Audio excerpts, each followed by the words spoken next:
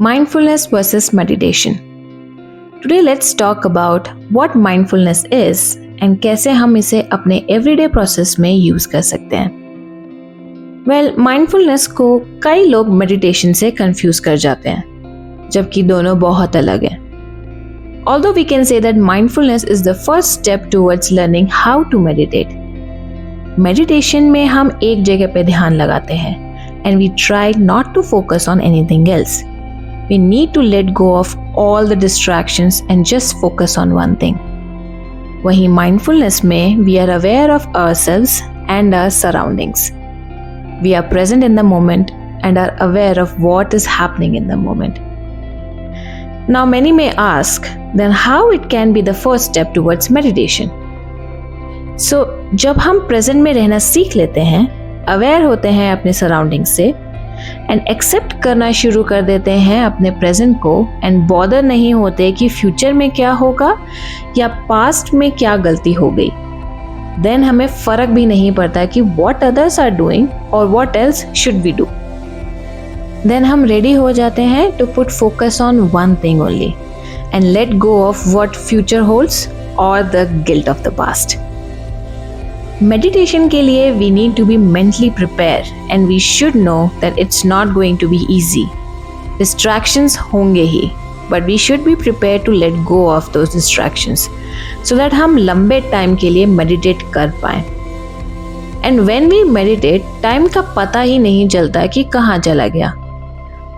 But अगर हमें लगने लग जाए कि बहुत ज़्यादा देर हो गई है meditation करते हुए, then समझ जाना चाहिए कि वो meditation हुई ही नहीं. And when we talk about mindfulness, we can do it anywhere and everywhere. Seriously, anywhere and everywhere. उसके लिए हमें किसी एक जगह पे स्टिक नहीं होना होता, ना ही कोई एक पोजीशन पे होने की ज़रूरत है. वो हम कभी भी कहीं भी कर सकते हैं. And it doesn't take more than 5 minutes to do.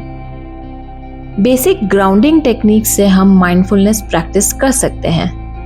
With 5, 4, 3, 2, 1.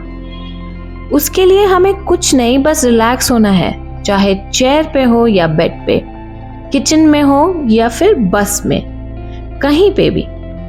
After that, we need to focus on the following. 5 things we see in our immediate surroundings, जो हम नॉर्मली देख के भी अनदेखा कर देते हैं, जैसे कि फायर एग्जिट साइन और स्पाइडर्स वेब. ऐसे ही 5 things to see to be aware of our surroundings. Then 4 things we can feel.